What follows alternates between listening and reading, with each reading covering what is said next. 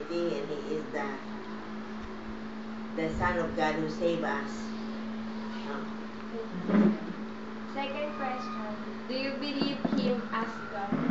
Sure, I believe in Jesus that he is God. He is the Son of God.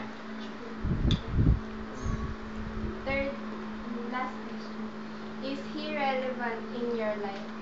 How? Yes, very relevant because he called me to be a religious, to be a Dominican sister in Cadena of Siena.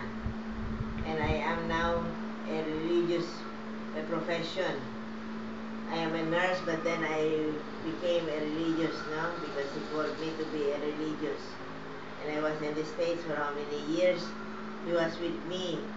I was there for a long time, but then he was with me. He also saved me from my sins, no? He carried the cross for me.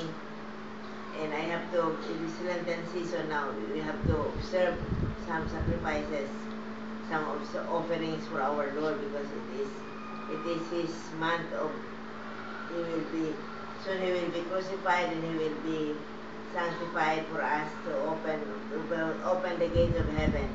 Okay? What else have you question? More? That's all. Okay. Thank